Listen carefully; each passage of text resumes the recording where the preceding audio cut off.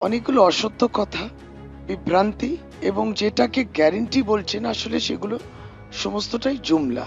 তিনি বললেন একটা গ্যারেন্টি যে ভারতীয় জনতা পার্টি এলে নাকি ভয় কেটে গিয়ে ভরসা আসবে। সদ্য 14ই মার্চ প্রধানমন্ত্রী আপনি বি গ্রেড র্যালিতে এসেছিলেন কলকাতায়। সে বি গ্রেড র্যালিতে একজন মন্ত্রীর বাড়িতে আপনার ক্যাডাররা আক্রমণ করলেন, হিংস্র আচরণ, এবং সেই হিংস্রতা যে পর্যায়ে গেছে যে ভারতীয় জনতা পার্টির নেতৃত্ব সেটাকে আবার স্ট্যাম্পও দিয়েছে যে বেশ হয়েছে, ভালো করেছে।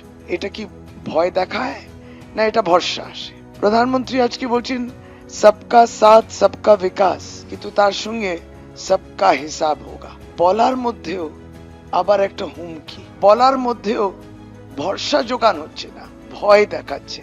দ্বিতীয় তিনি বলছেন যে এখানকার প্রশাসন যে আছে তারা জনগণের প্রতি দায়বদ্ধতা, বর্তমানে যেগুলো খুব সূক্ষ্মভাবে এবং খুব সুবিধে ভাবে একবারই এড়িয়ে যান, যেন কিছুই হচ্ছে না, যেন বাংলায় কিন্তু এসআইআর নামক কোনো বিষয়ই চলছে না, যেন বাংলায় এসআইআর এর মধ্যে দিয়ে যে 91 লক্ষ মানুষ বাদ গেল, গণতান্ত্রিক অধিকার কেড়ে নিলেন, আর এইটা করার জন্য প্রশাসনিক স্তরেতে ইসিআই এর মাধ্যমে প্রায় 500 কাছাকাছি আপনি আধিকারিকদের এই দিক ওই দিক করলেন। তারপর বলছেন যে বাংলার সরকার কেন দায়বদ্ধতা নেই তাদের প্রতি, বাংলার জনতার প্রতি। প্রধানমন্ত্রীর নাম শুনে কিংবা প্রধানমন্ত্রী পিএম শুনলে নাকি আমাদের খুব গায়ে জ্বালা ওঠে।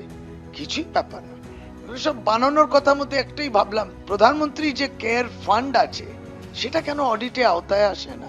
প্রধানমন্ত্রী আজকে বিজেপির নেতৃত্বে যেভাবে প্রেসের উপরে, যেভাবে গণমাধ্যমের উপরে যে চাপ তৈরি করেছেন, স্বাধীনতা চলে গেছে তাদের, স্বাধীনভাবে তারা থাকতে পারছেন না। আপনারা ইসিআই নামক একটি একবারই ইনস্টিটিউশনকে ব্যবহার করে আপনি 91 লক্ষ মানুষকে ভ্যানিশ করে দিলেন। এটার তিনি গ্যারেন্টি কি দেবেন? কোনো উচ্চবাচ্য নেই, কোনো কথা নেই। এত যে এখানে মানুষ লাইনে দাঁড়িয়ে গেছেন, মানুষ চিন্তিত, আতঙ্কিত, আরো বলছি হিসাব নেবেন। বাত্রাদা বলছিলেন, তারা বলছে অনুপ্রবেশকারী, কত সুবিধা বলুন তো। 91 লক্ষ মানুষ বাদ গেছে, সবাই অনুপ্রবেশকারী ছিল, সবাই বাংলাদেশি ছিল, সবাই ঘুষপেটিয়া ছিল। এটা বাংলার অপমান নয়? 2024-এ এরা ভারতীয় নাগরিক ছিল, হঠাৎ সবাই হয়ে গেল অনুপ্রবেশকারী। এইটা হচ্ছে তাদের একটা গ্যারেন্টি। তারপর বললেন যে বিভিন্ন ফাইল নাকি খুলবেন। তা ওনার মঞ্চে তো অধিকাংশ মঞ্চে শুভেন্দু অধিকারী থাকে, তার ফাইল কি খোলা হবে? আপনারা তো ধর্ষকদের আশ্রয় দেন, আপনাদের দলে ধর্ষকদের আশ্রয় হয়।